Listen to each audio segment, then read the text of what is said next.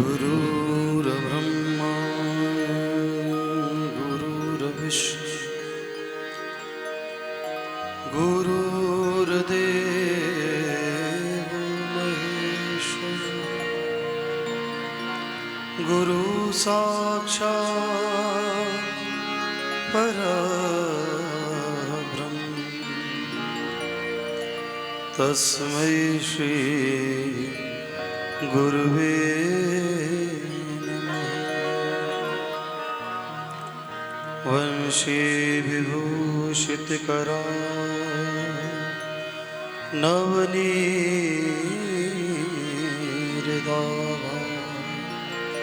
पीताम्बराधरणबिम्बफलाधरष्टा पूर्णेन्द्रसुन्दरमुखा दरविन्दनेत्रा कृष्णा परं किमपि तत्त्वमहं न जाने। मेरी भवबाधा हरो श्री राधा नागर सो जातन के जाई पर श्याम हरित दुत्य वृंदावन के वृक्ष को मरम न जाने को जहाँ डार डार और पात पे श्री राधे राधे श्री राधा मेरी स्वामिनी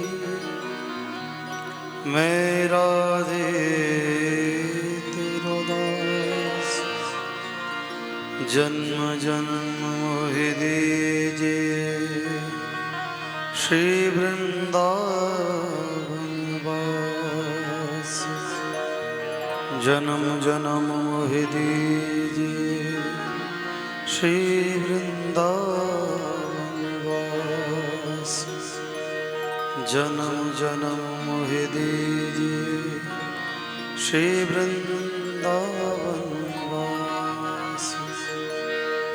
बोले श्री राधा माधव सरकार की अलवेली राधा रानी की श्री ब्रजवल्लभ लाल की पूज्य संत माता ब्रज देवी जी की गुरु चरणारविंद की गोवर्धन नाथ की श्री श्याम सुंदर यमुना महारानी की रजरानी की संत समाज की रसिक समाज की गौ माता की सत्य सनातन धर्म की जय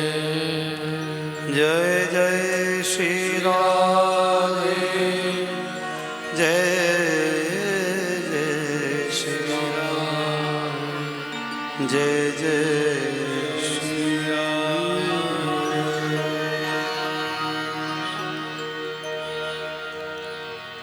प्रेम से कहिए राधे राधे राधे राधे।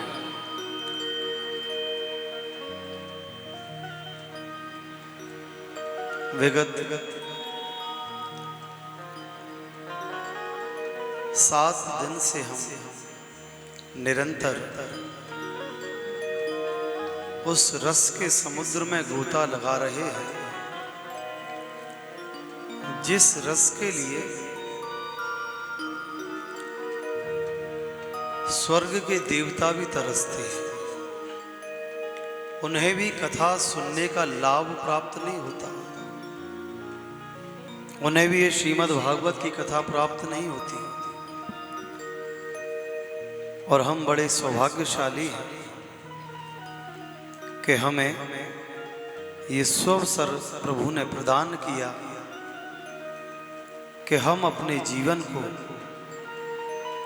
सफल बनाने के लिए, शुद्ध बनाने के लिए श्रीमद् भागवत कथा का रसपान करें। आज हमें कहा गया कि कुछ बोलना है, तो निरंतर 7 दिन से आप कथा सुन ही रहे हैं।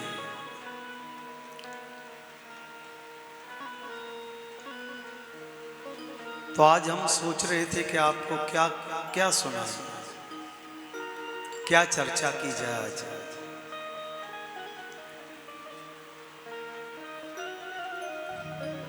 तो मन में ये भाव आया, क्योंकि हमने अपनी कथा सच कहें तो युवा पीढ़ी के लिए कहनी प्रारंभ की है। कथा करने का उद्देश्य हमारा सिर्फ यही है कि युवा पीढ़ी, नए बच्चे कथा के साथ कैसे अटैच हों, कैसे जुड़ें। क्योंकि हम लोगों ने ना जाने कितनी बार कथाएं सुन ली हैं, आप लोगों ने ना जाने कितनी बार कथाएं करवाई हैं, और जैसा जीवन हम व्यतीत करते आ रहे हैं वो निरंतर चल रहा है। लेकिन अब आने वाला समय जो है ना, वो नई और युवा पीढ़ी का है। तो युवा पीढ़ी जो कि आज के समय में पाश्चात्य संस्कृति को इस प्रकार से अपने जीवन पर हावी कर चुकी है कि हमारे धर्म ग्रंथों के विषय में, सनातन धर्म के विषय में, हमारे देवी देवताओं के विषय में अगर किसी बच्चे से पूछा जाए तो किसी को बहुत ज़्यादा जानकारी नहीं मिलेगी। कोई कोई बालक ऐसा हो सकता है कि जिसके घर का और परिवार का ऐसा माहौल हो कि वो बच्चा धीरे धीरे भक्ति की ओर बढ़ रहा हो, तो हो सकता है कि उसको इन विषयों में जानकारी हो। लेकिन आज के अगर युग की हम बात करें तो आज की जो नई पीढ़ी है 99.9% आज अगर आप अपने धर्म के विषय में किसी बालक से कुछ पूछना चाहते हैं ना, तो वो निरुत्तर हो जाएगा, उत्तर नहीं दे पाएगा।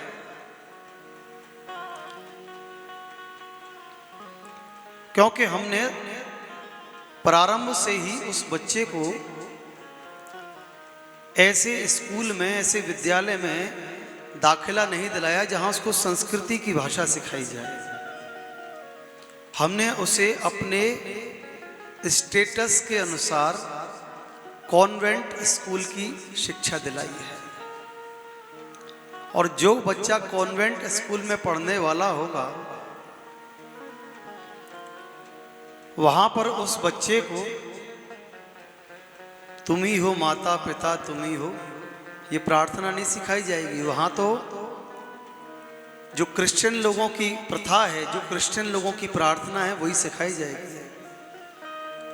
तो प्रारंभ की पीढ़ी ही हमने यहाँ से प्रारंभ कर दी कि बच्चा हमारा धर्म की ओर मुड़े ही ना, धर्म की ओर झुके ही ना, धर्म के विषय में कोई जानकारी हो ही ना। क्योंकि सबसे पहले हमने अपने स्तर के अनुसार उसको ऐसे विद्यालय में भर्ती करा दिया जिस विद्यालय में पाश्चात्य संस्कृति से जुड़ी हुई ही विद्या उसको प्रदान की जाएगी। और जब वही बच्चा बड़ा हो जाए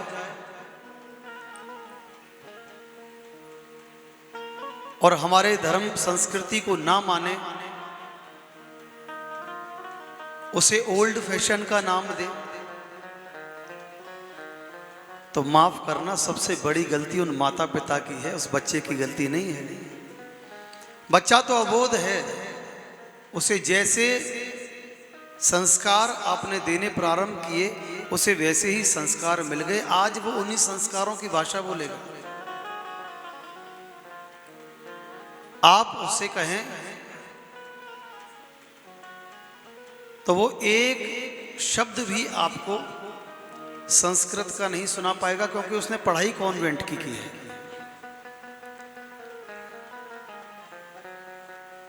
जितने भी धर्म हैं, हर धर्म के धर्म ग्रंथ अपनी अपनी भाषाओं में उल्लेखित हैं। इसीलिए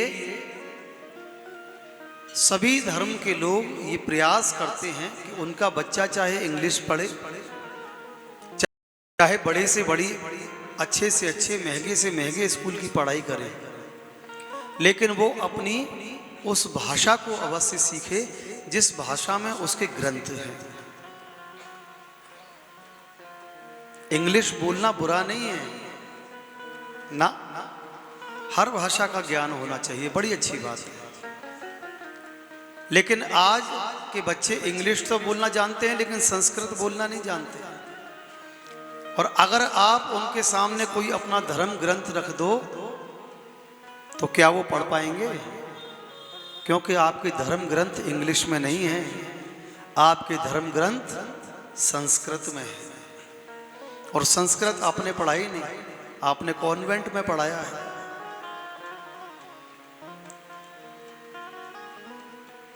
तो जैसी विद्या आपने उसको दी वैसी विद्या उसने ग्रहण कर ली।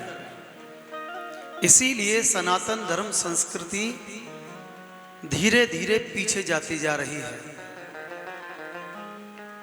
क्योंकि आज वेद पढ़ने वाले बालक नहीं, शास्त्र पढ़ने वाले बालक नहीं, शेक्सपियर को पढ़ने वाले बालक हैं। लेकिन उद्धार शेक्सपियर को पढ़ने से नहीं होगा, उद्धार संस्कृत पढ़ने से होगा।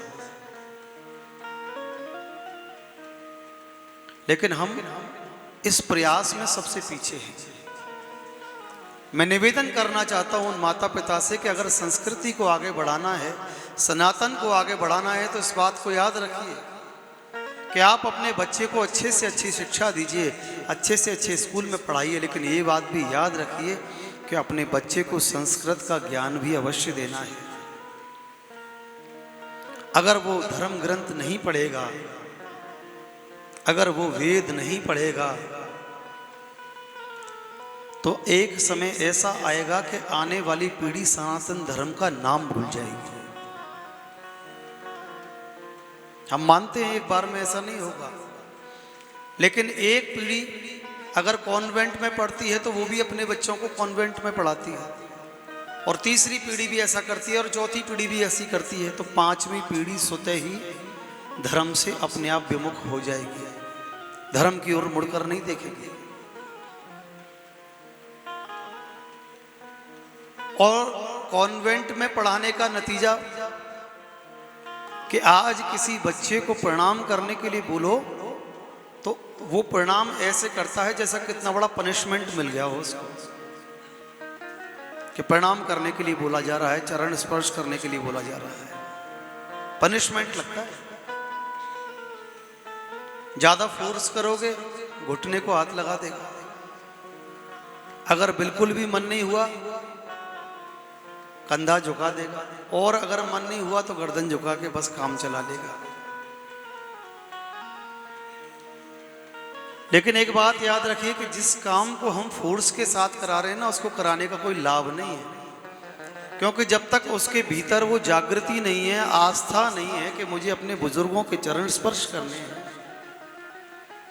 तब तक आप कितना भी प्रयास कर लो, कितनी भी जिद कर लो, और जिद करके अपने बच्चे से किसी के चरण स्पर्श करा सकते हो, लेकिन उसके अंदर संस्कार कभी नहीं आएंगे। संस्कार तभी आएंगे जब वो स्वयं अपनी स्वेच्छा से अपने बड़ों को, बुजुर्गों को प्रणाम करेंगे।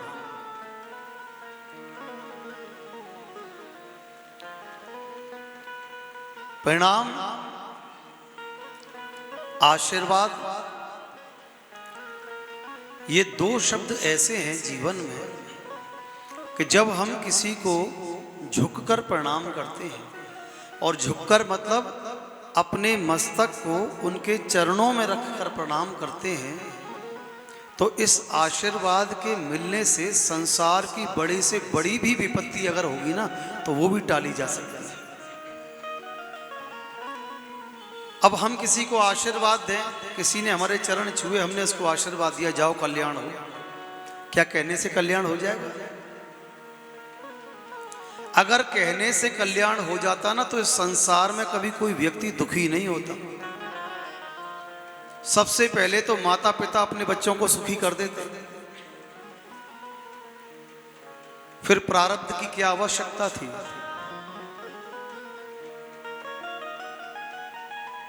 मात्र कल्याण हो कहने से, मात्र खुश रहो कहने से आशीर्वाद प्राप्त नहीं हो सकता। आशीर्वाद देने वाले का भजन कितना बड़ा है,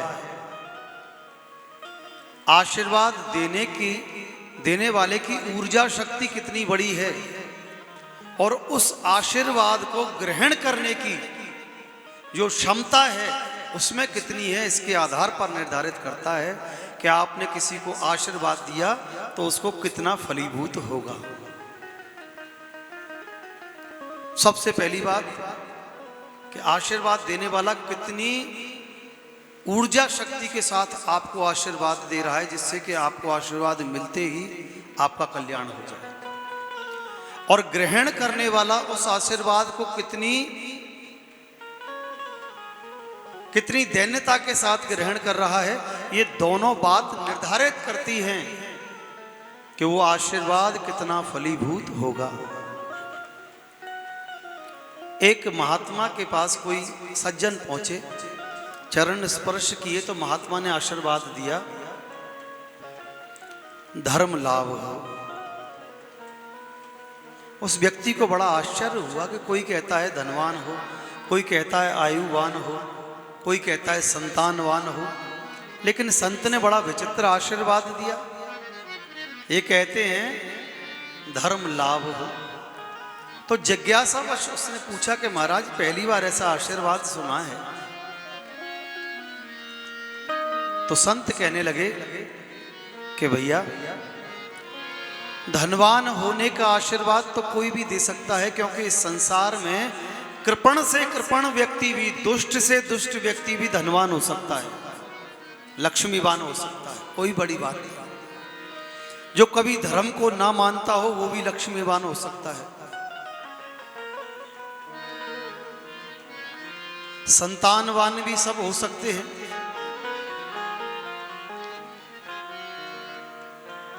लेकिन धर्म लाभ हो, आशीर्वाद जो धर्म को चला सके,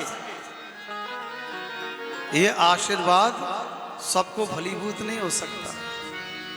ये उसको ही फलीभूत हो सकता है जो धर्म की ध्वजा पताका को आगे उठाकर चलने का साहस रखता हो, उसे धर्म की ध्वजा को उठाने का प्रयास करता हो। लेकिन आज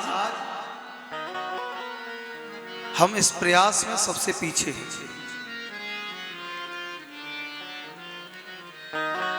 मॉरिशस में हमने एक चीज देखी बड़ी अच्छी। जब कार्यक्रम करने के लिए गए थे तो वहां एक चीज देखी कि मॉरिशस में प्रत्येक सनातनी के घर पर हनुमान जी का झंडा लगा हुआ है, और हर घर में हनुमान जी का चबूतरा बना हुआ है। बड़ी प्रसन्नता हुई देखकर। एक भी घर किसी सनातनी का ऐसा नहीं मिला जिसके घर पर श्री हनुमान जी महाराज का झंडा ना देखा हो। हमारे भारतवर्ष में कितने ऐसे लोग होंगे जिनके घर पर सनातन का झंडा लगा रखा हो? कितने लोग यहां बैठे हुए हैं बताइए।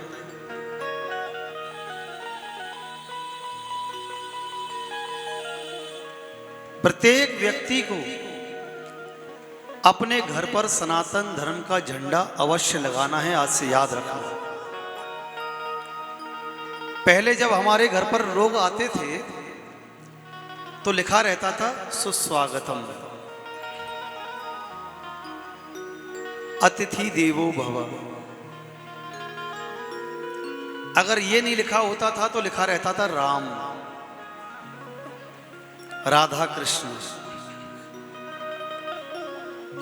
तो जब उस घर में कोई प्रवेश करता था तो प्रवेश करने से पहले उसको ये बात जानकारी मिल जाती थी कि इस घर में कोई राम का प्यारा रहता है, इस घर में कोई राधा कृष्ण का प्रिय रहता है।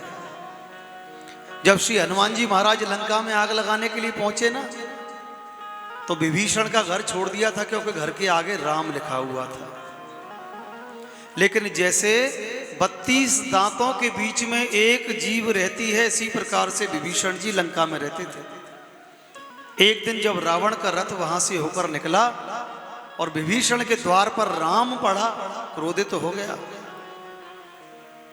कहने लगा कि मेरे शत्रु का नाम अपने द्वार पर लिखते और मेरा भाई बनता है। तो बड़ी चतुरता से, बड़े संभल कर विभीषण जी ने ये जवाब दिया कि भैया ये राम का नाम नहीं है, क्योंकि करे क्या, 32 दांतों के बीच में एक जीव रह रही है, किसी प्रकार से तो अपनी रक्षा करनी है। विभीषण जी कहने लगे कि भैया ये राम का नाम नहीं है। अच्छा, स्पष्ट लिखा हुआ है राम, तुम कहते हो राम का नाम नहीं है। अगर राम का नाम नहीं है तो किसका नाम है? विभीषण जी कहने लगे ये तो मेरे भैया भाभी का नाम है, रा से रावण, मां से मंदोदरी। लेकिन वास्तविकता में लिखा राम ही है। तो हनुमान जी महाराज ये समझ गए कि इसमें मेरे प्रभु श्री राम का कोई प्रिय रहता है, इसलिए पूरी लंका जल गई, लेकिन विभीषण का घर नहीं जला।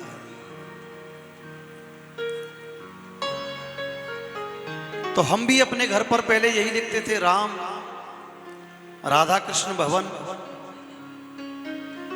आजकल क्या लिखते हैं? कुत्ते से सावधान।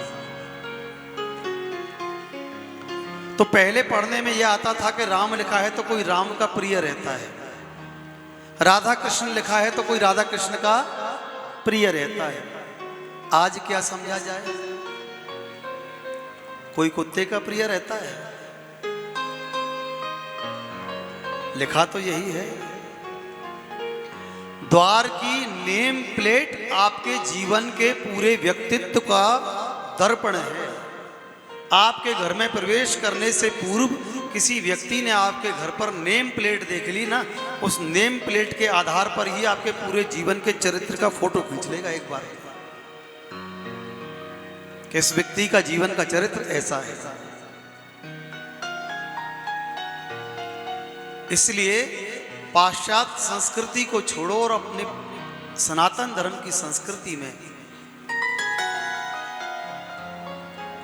वापस आने का प्रयास करो, और आना ही पड़ेगा।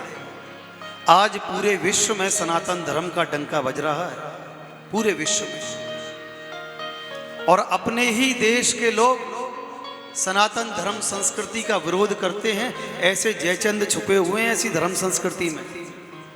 अन्य किसी धर्म के विषय में तो हम क्या कहें, स्वयं सनातन धर्म में जन्म लेने वाले व्यक्ति सनातन धर्म का विरोध करते हैं।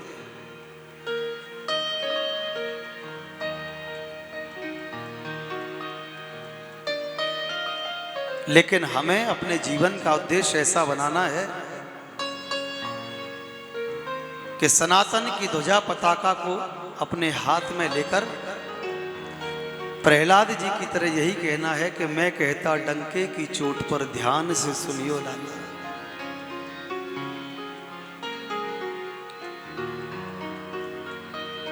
कितने लोग ऐसा आश्वासन देते हैं कि अपने घर पर पताका लगाएंगे, नेम प्लेट सुंदर सी लगाएंगे? बताओ, सबको करना चाहिए। अगर आप व्यास गद्दी का सम्मान करते हैं तो इस व्यास गद्दी से हम आपको आदेश दे रहे हैं इस बात का कि अपने घर पर भगवान की ध्वजा अवश्य लगाएं, भगवान का झंडा अवश्य लगाएं।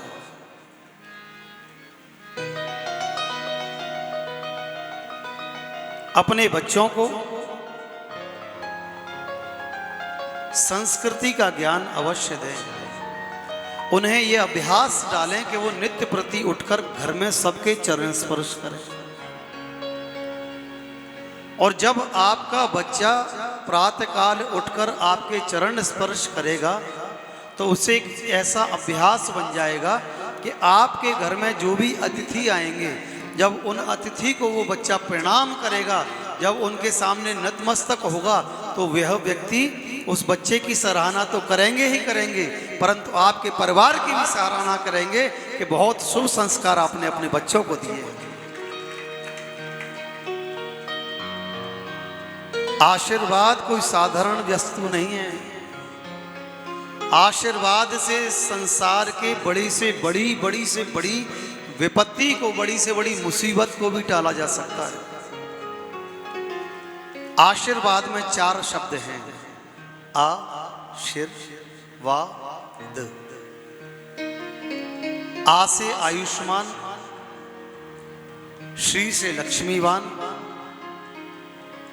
वा से विद्यावान और दा से प्रभु हमारे शत्रुओं का दमन करते रहे। एक आशीर्वाद प्राप्त होने से 4 लाभ हमें अपने जीवन में प्राप्त होते हैं। देखिए, बड़ी सुंदर एक झांकी है। महाभारत का युद्ध चल रहा है और जब कई दिन युद्ध होते होते व्यतीत हो गए, एक दिन दुर्योधन भीष्म पितामह के शिविर में आया और कहने लगा कि पितामह, आप अन्न मेरा खाते हो और युद्ध पांडवों की ओर से लड़ रहे हो। पितामह कहने लगे, नहीं नहीं भैया, तू नित्य प्रति देख रहा है, युद्ध तो मैं तेरी तरफ से ही लड़ रहा हूं। दुर्योधन कहने लगा, ये कैसा युद्ध है कि अभी तक आपने एक भी पांडव का वध नहीं किया। जब ये समाचार सुना, जैसे ये वाक्य सुने कि एक भी पांडव का वध नहीं किया, तो भीष्म पितामह ने यहां पर प्रतिज्ञा की है कि ठीक है, मैं प्रतिज्ञा लेता हूं कि कल प्रातः काल के युद्ध में एक पांडव का वध कर दूंगा। और जैसे ही इस भीष्म प्रतिज्ञा के विषय में पांडवों के शिविर में जानकारी मिली, तो पांडवों के शिविर में हड़कंप मच गया, भगदड़ मच गई। क्योंकि सब जानते हैं कि भीष्म प्रतिज्ञा कभी खाली नहीं जाती और पांडव वचनबद्ध हैं कि महाभारत के युद्ध में अगर एक भी पांडव का वध हुआ, एक भी पांडव वीर गति को प्राप्त हुआ, तो 4 पांडव और 5वीं द्रौपदी सभी जल समाधि ले लेंगे। खलबली मच गई। द्रौपदी दौड़ती दौड़ती द्वारकाधीश के शिविर में पहुंची है। प्रसन्न चित्त मुद्रा में द्वारकाधीश बैठे हुए हैं। द्रौपदी, इतनी रात का समय और इस महाभारत के मैदान में हजारों नहीं लाखों लाशों के ढेर पड़े हुए हैं, रक्त की नदियां बह रही हैं, इसको पार करती हुई तू यहां तक आ गई, क्या बात है? द्रौपदी कहने लगी, अनजान मत बनो, आप सब कुछ जानते हो। आज मेरे पतियों के प्राण संकट में हैं केशव। हर बार आपने सबकी रक्षा की है, इस बार भी आपको रक्षा करनी पड़ेगी। केशव कहने लगे, द्रौपदी, तुम्हारे पास कोई सुंदर सी अच्छी सी साड़ी है, बढ़िया गोटादार किनारीदार हो। द्रौपदी कहने लगी, यहां मेरे पतियों के प्राण संकट में है, तुम्हें साड़ी की पड़ी है? कन्हैया कहने लगे, अरे बता तो सही। द्रौपदी ने कहा, हाँ है, पहन के आ। साड़ी पहनाई, हाथों में सुंदर मेहंदी लगवाई, खूब हाथों में हरी हरी चूड़ियां पहनवाई और कहने लगे कि चल मेरे साथ। और केशव द्रौपदी को अपने साथ भीष्म पितामह के शिविर के बाहर ले आए। कहने लगे कि देख, भीष्म पितामह चरण के पैरों की आवाज से समझ जाते हैं कि ये कौन है। एक काम कर, ये अपनी जूतियां यहीं उतार दे। द्रौपदी ने जूतियां उतारी। श्याम सुंदर ने अपना पीताम्बर लिया और अपने पीताम्बर में द्रौपदी की जूतियां लपेट ली है। बंधु इतना करुणा वर्णाले वाला भगवान कहाँ मिलेगा? अरे वो तो तुम्हारी जूतियां भी उठाने को तैयार है, तुम कम से कम उसे इतना प्रेम करो तो सही। और इससे छोटा काम हम प्रभु से क्या कराएंगे? वो तो अपने भक्तों के जूते भी उठाने के लिए तैयार है, लेकिन उस द्रौपदी जैसा कोई प्रेम करने वाला।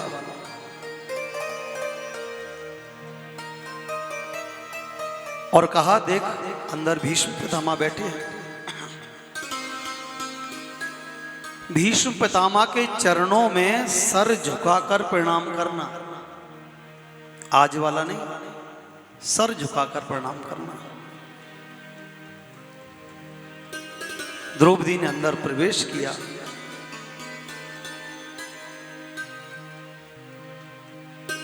और जब प्रवेश किया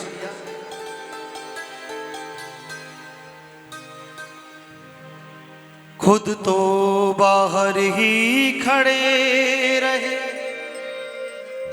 अंदर भेजा पांचाली को।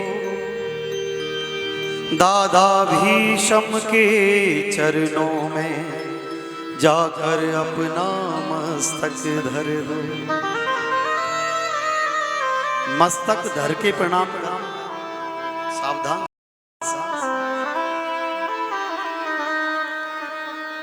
अर्धरात्रि की बेला थी, भीष्म की लगी समाधि थी।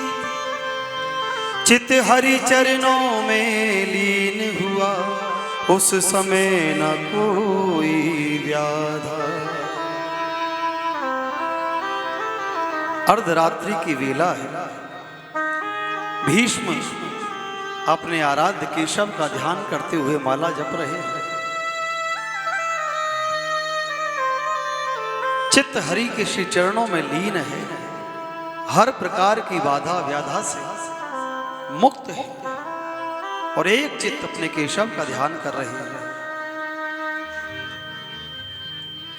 द्रौपदी ने देखा कि भीष्म पितामह बैठे हुए हैं। द्रौपदी ने जाकर सर रखा दादा भीष्म के चरणों में कौन झुका देखूं, दादा भीष्म एकदम चौंके। जैसे ही द्रौपदी ने सर रखकर प्रणाम किया, एकदम चौंक। आंख खोलकर देखा, कौन? तो क्या देखते हैं? देखा एक सधवा नारी है, वो तो चरणों में शीश झुकाती है। उसके तन की सुंदर साड़ी सधवापन को दर्शाती है। आंख खोलकर देखा तो कोई एक पतिव्रता नारी है, सधवा नारी है, लगता है अभी अभी नया विवाह हुआ है। और क्या देखा कि चरणों में सर रखकर प्रणाम कर रही है।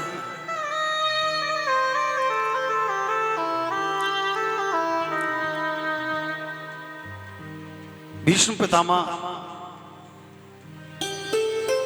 पूछने लगे, कौन हो तुम? लेकिन द्रौपदी बोले कैसे?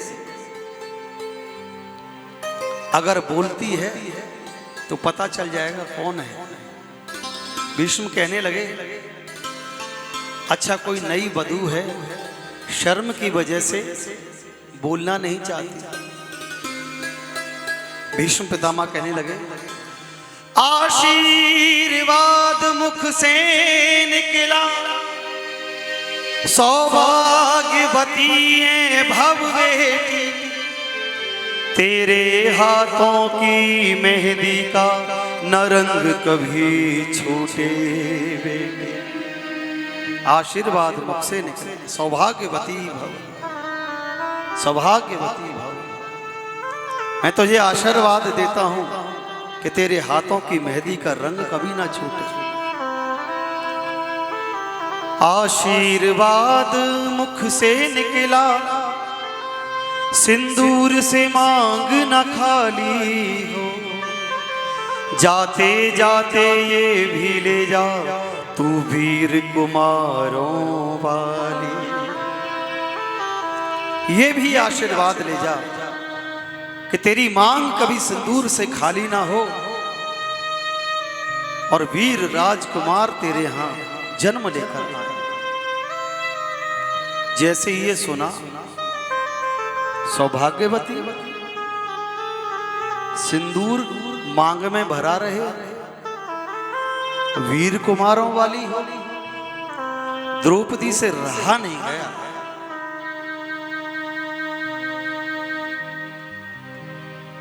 मन का भाव ऐसा उमड़ पड़ा, तुरंत बोल पड़ी बीच बीच। द्रौपदी एकदम बोल उठी,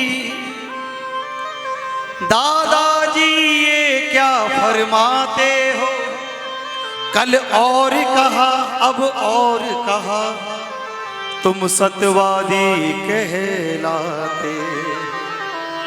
क्या कह रहे हो? कल एक पांडव को मारने की प्रतिज्ञा ली थी और आज सौभाग्यवती होने का आशीर्वाद दे रहे हो। वीर कुमार मेरे हो ऐसा आशीर्वाद देते थे। द्रौपदी के इतने वचन सुने, हाथों की माला छूट गई, हरि के चरणों में लगी हुई चित चोर समाधि टूट गई। जैसे ही सुना हाथों की माला छूट गई। कौन? द्रौपदी हाथ जोड़कर खड़ी हो गई। जी दादाजी, कल आपने प्रतिज्ञा की थी कि एक पांडव का वध कर दूंगा और आज आप मुझे वीर कुमार होने का आशीर्वाद दे रहे हैं। सिंदूर से मांग ना खाली हो, सौभाग्यवती होने का आशीर्वाद दे रहे हैं। आप तो सत्यवादी हैं, लेकिन कल कुछ और कहा, आज कुछ और कहा। दादा भीष्म कहने लगे कि द्रौपदी ये तो मैं तुझे बाद में बताऊंगा, लेकिन ये बता कि तुझे यहां पर लेकर कौन आया? द्रौपदी कहने लगी दादाजी, संसार के रचैया, मुरली बजैया, भक्तों के रखवारे, संतों के दुलारे श्री कृष्ण मुझे यहां पर लेकर आए हैं। अच्छा, कहां है? बाहर खड़े। दादा भीष्म एकदम दौड़े, दौड़ी का दृश्य निराला था। कारी कामर का घूंघट बोड़े वो बैठा बंसीरी वाला। दादा भीष्म एकदम दौड़ पड़े हैं शिविर की ओर। बाहर जाकर क्या देखते हैं कि काली कामरिया का घूंघट ओढ़कर श्याम सुंदर बैठे हुए हैं। कहते हैं द्रौपदी के जूते थे कान्हा के कोने में, इधर कन्हैया हंसने में और उधर पिता में है रोने। देखा कि पीतांबर में द्रौपदी के जूते लपेटे हुए हैं, कारी कामर ओढ़कर बैठे हैं। मंद मंद मुस्कान कन्हैया के मुख पर है। कन्हैया मुस्कुरा रहे हैं और भीष्म पितामह रो रहे हैं। केशव एक टक देख रहे हैं। पीछे से द्रौपदी आई, कहने लगी दादाजी ये रोना धोना बाद में करना, पहले ये बताओ मेरे आशीर्वाद का क्या हुआ? भीष्म कहने लगे आशीर्वाद मुख से निकला, जाओ अब विजय तुम्हारी है। पांडव का बालवा का नहीं, जब रक्षक चक्रधारी। द्रौपदी उस पांडवों का कोई बाल भी बांका नहीं कर सकता जिनका रक्षक स्वयं चक्रधारी हो। लेकिन देख, इस कन्हैया से एक बात कह देना कि मेरी प्रतिज्ञा की रक्षा भी यही करेगा और मेरे आशीर्वाद की रक्षा भी यही करेगा। कन्हैया ने सहज भाव से हाथ जोड़कर कहा, जी दादाजी स्वीकार। तो इतनी बड़ी विपदा, जिस एक विपदा के आने से एक पांडव की वीर गति को प्राप्त होने से सभी पांडव द्रौपदी सहित जल समाधि लेने की स्थिति आ गई और सारा तख्ता पलट गया, सारी बात पलट गई। कैसे संभव हुआ? आशीर्वाद से। तो आशीर्वाद में इतनी शक्ति है, इतनी सामर्थ्य है कि बड़े से बड़ी विपत्ति को, बड़ी से बड़ी मुसीबत को टाल सकती है। इसीलिए हमने आप सबसे निवेदन किया कि अपने घर में अपने बच्चों को ये शुभ संस्कार दें कि वो उठकर सुबह पूरे परिवार को प्रणाम करें, चरण स्पर्श करें। और जब वो ऐसा करेंगे तो किसी भी प्रकार की समस्या, किसी भी प्रकार का कष्ट उनके जीवन में आ नहीं सकता। क्योंकि एक माता पिता अपने बच्चे को हृदय की पूर्ण ऊर्जा के साथ जो आशीर्वाद देते हैं, वो ऐसा आशीर्वाद होता है कि किसी भी स्थिति में निरर्थक नहीं जा सकता। चाहे माता अपने बच्चे को कितना भी डांटती है, कितना भी डांटती है। एक लड़का बड़ा उद्यमी था, तो उसकी मैया उसको गाली दे रही थी, डांट रही थी। दिन भर परेशान करता है, दिन भर उधम करता है। भगवान जाने मेरा इससे पीछा कब छूटेगा, कहीं जाके मर जा, कहीं जाके मर जा, पीछा छूटे तेरे से। एक बाबा वहां से जा रहे थे, पूछने लगे, मैया तेरा ही तो बालक है, अपने बालक को मर जा कर रही है।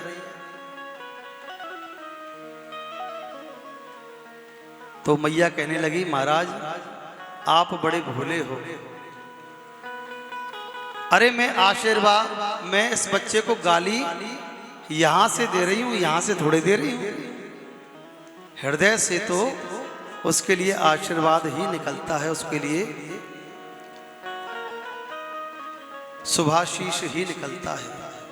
इसीलिए, और जब वही बच्चा आपका आशीर्वाद लेकर जाएगा तो आपका दिया हुआ आशीर्वाद घर के बाहर जब वो चौखट से पैर रखेगा तो उसके लिए एक सुरक्षा कवच का काम करता है, कोई साधारण बात नहीं। और जब उसको ये सुरक्षा कवच प्राप्त होगा तो कौन माता पिता ऐसे हैं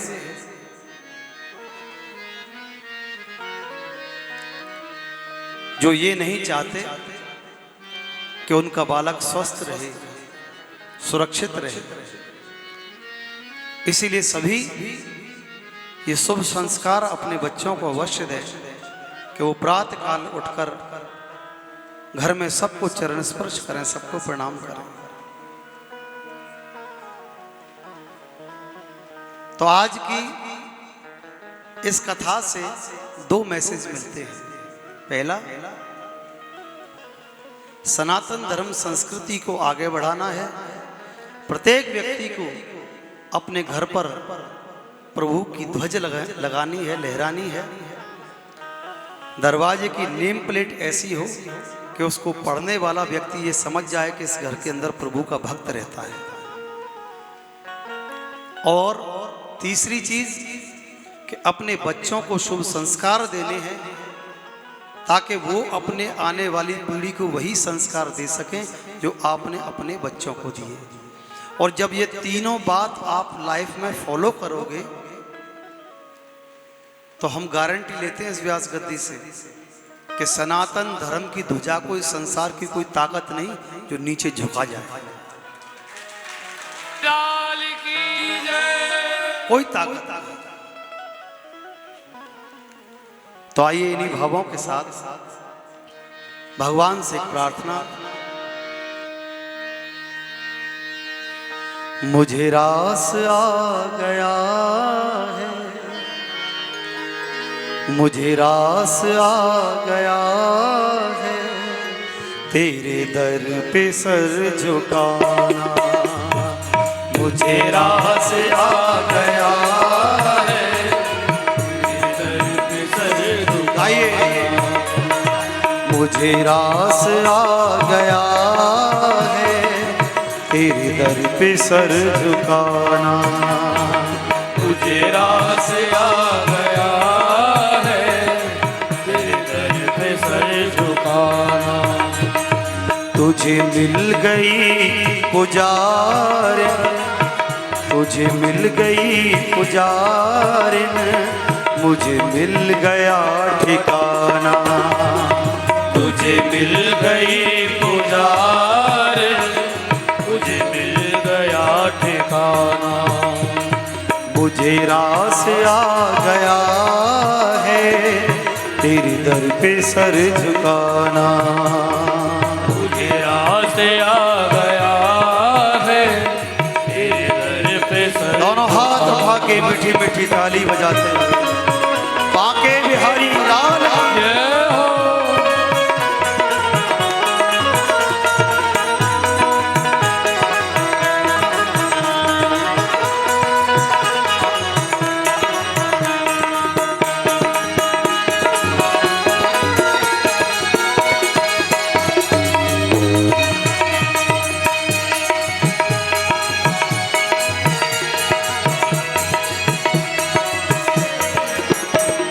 तेरी बंदगी से पहले मुझे कौन जानता था, तेरी बंदगी से पहले मुझे कौन जानता था। तेरी बंदगी से पहले मुझे कौन जानता था। तेरी बंदगी से पहले मुझे कौन जानता था। जब कोई मार्ग में पत्थर पड़ा हो तो अधिकांश लोग उस पत्थर के टुकड़े को ठोकर मारते हुए चलते हैं, लेकिन ठोकर लगते लगते लगते लगते लगते लगते एक दिन जब वही पत्थर का टुकड़ा श्री बिहारी जी की चौखट तक पहुंच जाता है तो बिहारी जी क्या करते हैं, उस पत्थर के टुकड़े को उठाते हैं और अपनी चौखट पर लगा देते हैं। और जब वही पत्थर का टुकड़ा बिहारी जी की चौखट पर लग जाता है तो जो लोग उस पत्थर के टुकड़े को ठोकर मारते हुए चल रहे थे ना, एक दिन वही उस पत्थर के टुकड़े पर सर झुकाते हुए दिखाई देते हैं। ये कृपा है कि जो एक बार उनके दर तक पहुंच गया, उनकी चौखट तक पहुंच गया। मुझे कौन जानता था तेरी बंदगी से पहले, मुझे कौन जानता था तेरी बंदगी से पहले। तेरी याद ने बना दी, तेरी याद ने बना दी मेरी जिंदगी फसाना। तेरी याद ने बना दी तेरी जिंदगी फसाना। मुझे रास आ गया है, तेरे दर पे सर झुकाना। मुझे रास आ गया है, तेरे दर पे सर झुकाना। और कन्हैया, ये संसार तो धोखेबाज है ही,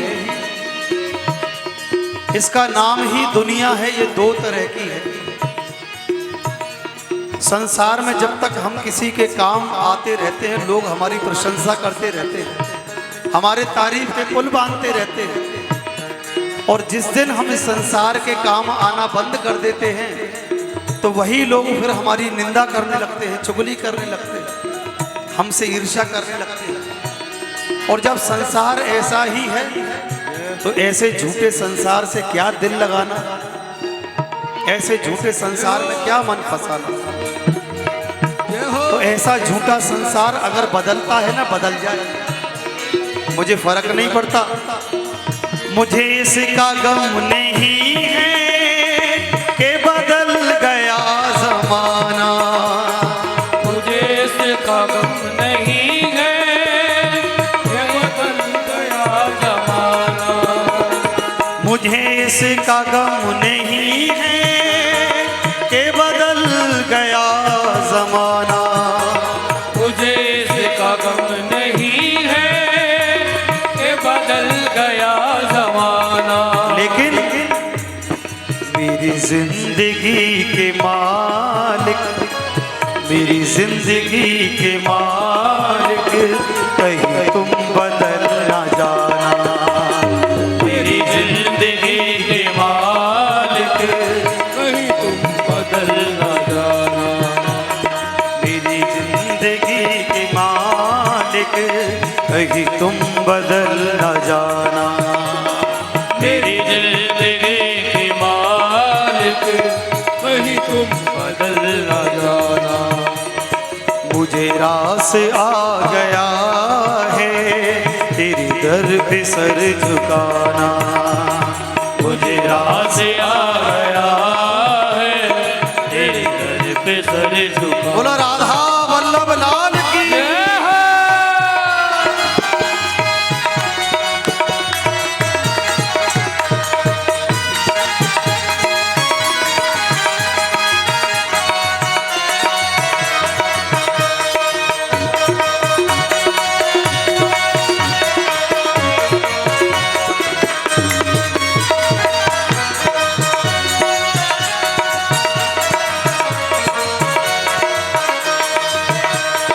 तेरी सांवरी सी सूरत मेरे मन में बस गई है, तेरी सावरी सी सूरत मेरे मन में बस गई है, तेरी सांवरी सी सूरत मेरे मन में बस गई है, तेरी सावरी सी सूरत मेरे मन में बस गई है। इसीलिए ए सांवरे सलोने, ए सावरे सलोने, ए सांवरे सलोने, ए सावरे सलोने, अब और ना सताना, ए सावरे सलोने, अब और ना सताना। मुझे रास आ गया है तेरी दर पे सर झुकाना, मुझे रास आ गया है तेरे सर पे सर झुकाना। मेरी आरज़ू यही है दम निकले तेरे दर पे, मेरी आरज़ू यही है दम निकले तेरे दर पे, मेरी आरज़ू यही है दम निकले तेरे दर पे, मेरी आरज़ू यही है दम निकले तेरे दर पे। क्यों तेरे दर पर ही ये दम क्यों निकले कि किसी को जमाने की दौलत मिली है, किसी को जहां की हुकूमत मिली है, किसी को जमाने की दौलत मिली है, किसी को जहां की हुकूमत मिली है। मैं रहमत पे इनकी क्यों ना कुर्बान जाऊं, मुझे अपने कान्हा की चौखट मिली है। इसलिए क्यों कहीं जाएं, क्यों कहीं जाएं किस्मत आजमाने के लिए, क्यों कहीं जाएं किस्मत आजमाने के लिए, मेरे कान्हा है ना मेरी बिगड़ी बनाने के लिए। इसीलिए दास कहता है कि जब भी कभी मैं अपने बुरे हालातों से घबराता हूँ, जब भी कभी मैं अपने बुरे हालातों से घबराता हूँ, तो उनकी आवाज आती है, ठहर मैं आता हूँ। तो उनकी आवाज आती है, ठहर मैं आता हूँ। और जब वो कहते हैं मैं आता हूँ, इसीलिए मैं कभी कभी सोचता हूँ कि खुली छतों के दिए तो कब के बुझ गए होते। संसार की ईर्ष्या के, द्वेष के, कपट के न जाने कितनी चारों ओर से हवाएं चल रही हैं। एक छोटा सा जीवन का दिया टिमटिमा रहा है। खुली छतों के दिए तो न जाने कब के बुझ गए होते। कोई तो है, कोई तो है जो इन हवाओं के भी पंख कुतरता है। कोई तो है जो इन हवाओं के भी पंख कुतरता है। और जब ये भाव मन में है, कोई तो है जो इन हवाओं के भी पंख कुतरता है। इसीलिए दास कहता क्या है,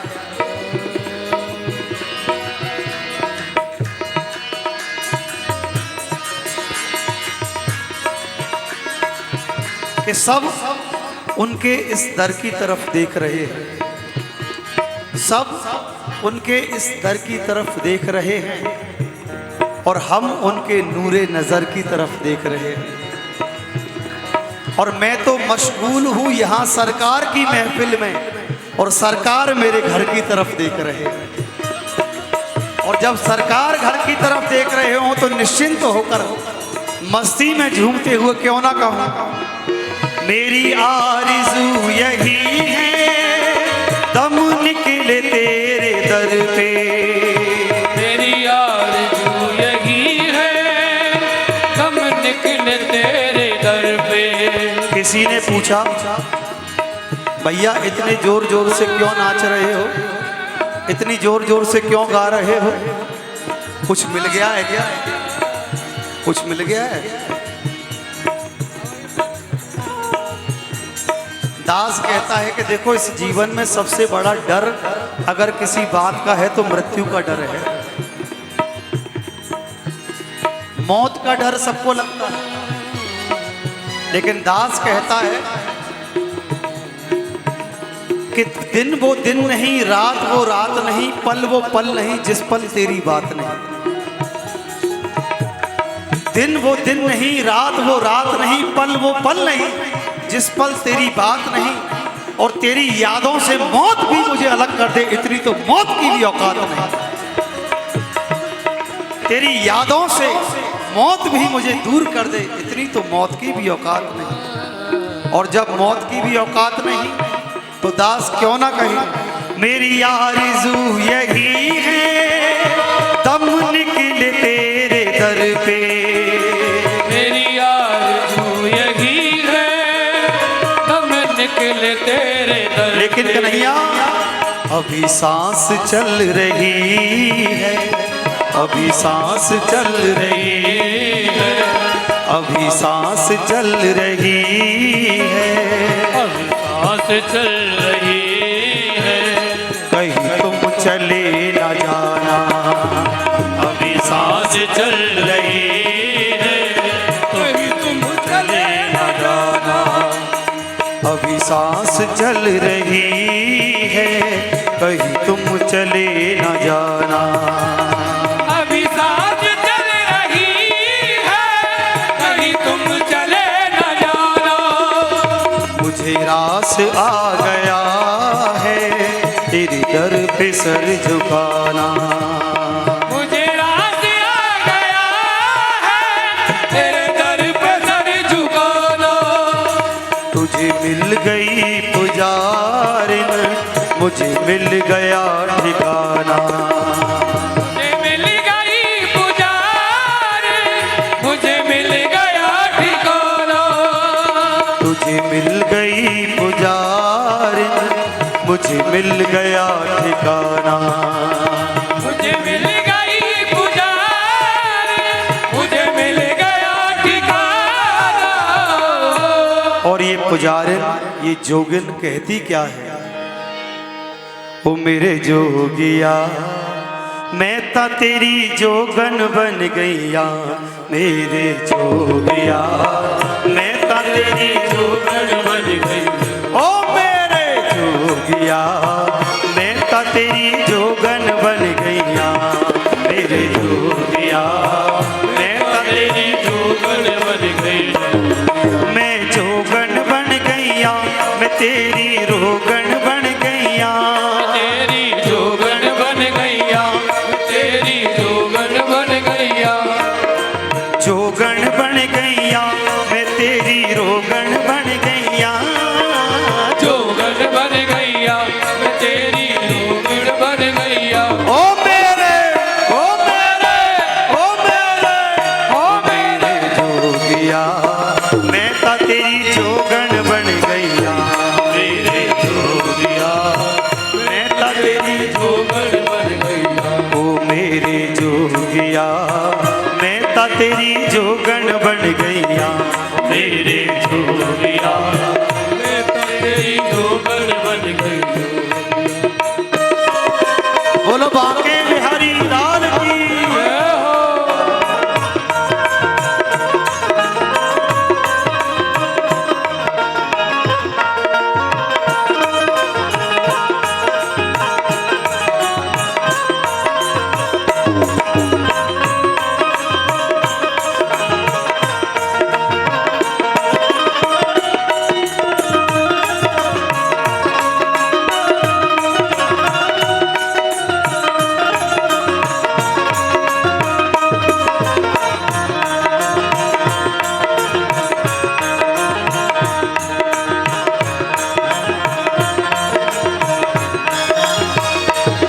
तेरा जोग लगा मुझे रोग लगा मैं हो गई तेरी झल्लियाँ। रोग लगा मुझे, रोग लगा मैं हो गई तेरी झल्लियाँ। तेरा जोग लगा मुझे रोग लगा मैं हो गई तेरी झल्लियाँ। रोग लगा मुझे, रोग लगा मैं हो गई तेरी झल्लियाँ। मैनू लोग कहन कमली पगली मैं कहंदी शाम दी कमलियाँ। रोग कहे नहीं कमली, मैनू लोग कहन यमली पगली मैं कहंदी शाम दी कमलियाँ। कमली पगली मैं कहंदी श्याम की झल्लियाँ। प्रेम दीवानी मैं मस्तानी। प्रेम दीवानी में मस्तानी, प्रेम दीवानी मैं मस्तानी। प्रेम दीवानी में मस्तानी। अरमा खो गईया मेरे जोगिया मैं ता तेरी जोगन बन गईया। मेरे जोगिया मैं ता तेरी जोगन बन गईया। ओ मेरे जोगिया मैं ता तेरी जोगन बन गईया। मेरे जोगिया मैं तेरी जोगन बन गईया।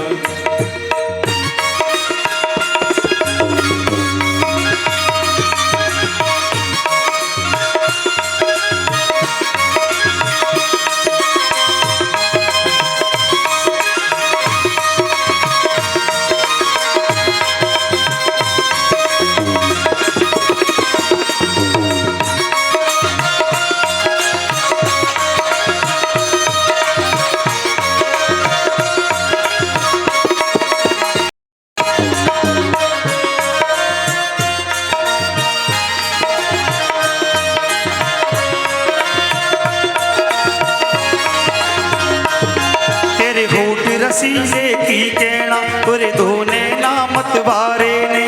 होठ रसीले की केला तेरे दोने ना कजरारे ने। तेरे होठ रसीले की कहना तेरे दोने नामत वारे ने। होठ रसीले की केला तेरे दोने ना कजरारे ने। तेरे होठ रसीले की कहना तेरे दोने नामत वारे ने। रसीले की केला तेरे दोने ना कजरारे ने। तेरे तीर करारे चितवन दे मेरे लगे कलेजे सारे ने। तेरे तीर करारे चितवन दे मेरे लगे कलेरे सारे ने। तेरे तीर करारे चितवन दे मेरे लगे कलेजे सारे ने। तेरे तीर करारे चितवन दे मेरे लगे कलेरे सारे ने। ओ बेदर्दी दर्दी तेरे। ओ बेदर्दी दर्दी तेरे। ओ बेदर्दी दर्दी तेरे। ओ बेदर्दी दर्दी तेरे। तेरे तीर ते मर गईया मेरे जोगिया मैं ता तेरी जोगन बन गईया मेरे जोगिया जोगन बन गईया ओ मेरे ओ मेरे ओ मेरे ओ मेरे जोगिया मैं ता तेरी जोगन बन गईया मेरे जोगिया मैं ता तेरी जोगन बन गईया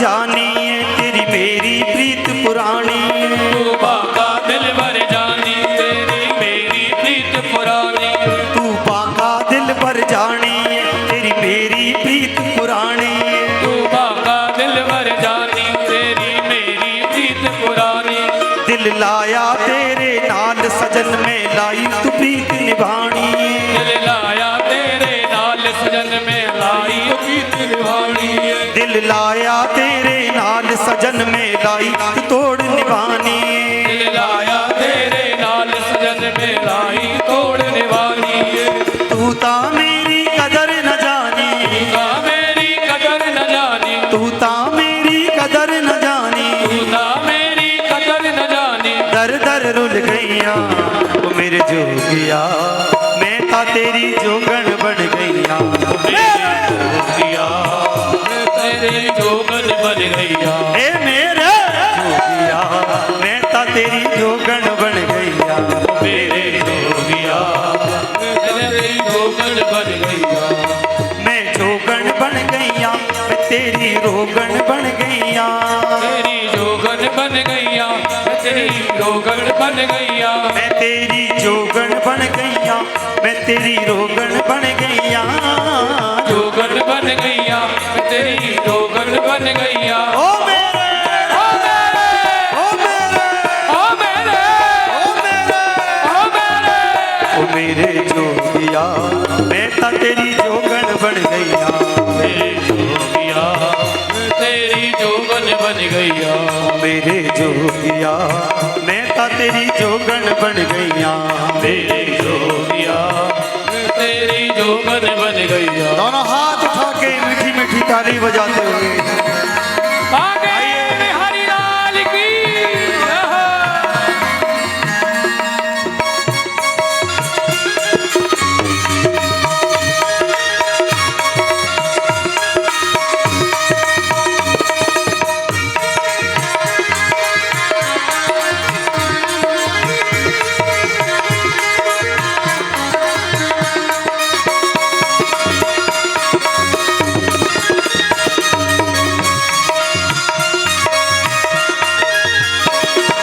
जिंदड़ी तेरे ना कीती तू मेरे नाल वफा कर ले जिंदड़ी तेरे नामे की तू मेरे नाल वफा कर ले मैं जिंदड़ी तेरे ना कीती तू मेरे नाल वफा कर ले जिंदड़ी तेरे नामी दी तू मेरे नाल वफा कर ले बिन तेरे गुजारा नहीं होंदा एक बारी ता मेरी बांह फड़ ले तेरे गुजारा नहीं होता एक बारी मेरी बाँ फड़ ले बिन तेरे गुजारा नहीं होंदा एक बारी ता मेरी बांह फड़ ले तेरे गुजारा नहीं होता एक बारी मेरी बाँ फड़ ले कौन सुने किसनू आँखां में सुने किसनू आँखां ने कौन सुने किसनू आँखां में सुने किसनू आँखां में रुसवा हो गईया मेरे जोगिया मैं ता तेरी जोगन बन गईया मेरे जोगिया तेरी जोगन बन गईया ओ मेरे जोगिया मैं ता तेरी जोगन बन गईया मेरे जोगिया तेरी जोगन बन गईया जोगन बन गईया मैं तेरी रोगन बन गईया तेरी जोगन बन गईया तेरी रोगन बन गईया जोगन बन गईया मैं तेरी रोगन बन गईया जोगन बन गईया तेरी रोगन बन गईया ओ मेरे मेरे जोगिया मैं ता तेरी जोगण बन गईया मेरे जोगिया तेरी जोगन बन गईया ओ मेरे जोगिया मैं ता तेरी जोगण बन गईया मेरे जोगिया मैं ता तेरी जोगन बन गईया मैं ता तेरी जोगण बन गईया तेरी जोगन बन गईया मैं तेरी जोगण बन गईया मैं तेरी जोगन बन गईया मैं तेरी जोगण बन गईया मैं तेरी जोगन बन गईया मैं तेरी जोगण बन गईया मैं तेरी जोगन बन गईया मैं तेरी जोगण बन गईया मैं तेरी जोगन बन गईया मैं तेरी जोगण बन गईया मैं तेरी जोगन बन गईया उन्हीं में शाम मनाना नी चाहे लोग बोलिया बोले उन्हीं में शाम मनाना नी सारे लोग बोलिया उन्हीं में शाम मनाना नी चाहे लोग बोलिया बोले मैं शाम बड़ा भारी सारे लोग बोलिया बोले उन्हीं में बाजना आना नी चाहे लोग बोलिया बोले मैं बाजना रानी सारे लोग बोलिया उन्हीं में बाजना आना नी चाहे लोग बोलिया बोले मैं बाजना रानी सारे लोग बोलिया बोले सारे मैनू रोगन कहते रोग न मैनू कोई सारे मैनू रोगन कहते रोग न मैनू कोई ये सारे मैनू रोगन कहते रोग न मैनू कोई सारे मैनू रोगन कहते रोग न मैनू कोई ये जददा वेखा शाम सलोना मैं ता रोगन होई जगदा देखा शाम सलोना में का रोगन होई जददा वेखा शाम सलोना मैं ता रोगन होई जगदा देखा शाम सलोना दर्दे रोगन होई ओए तो ओए तो ओए तो ओए तो ओ ये तो रोग पुराना नी चाहे लोग बोलिया बोले ये तो रोग पुराना नी चाहे लोग बोलिया बोले ये तो रोग पुराना नी चाहे लोग बोलिया बोले ये तो रोग पुराना नी चाहे लोग बोलिया बोले उन्हीं में शाम मनाना नी चाहे लोग बोलिया बोले नी में शाम बड़ा रानी चाहे लोग बोलिया बोले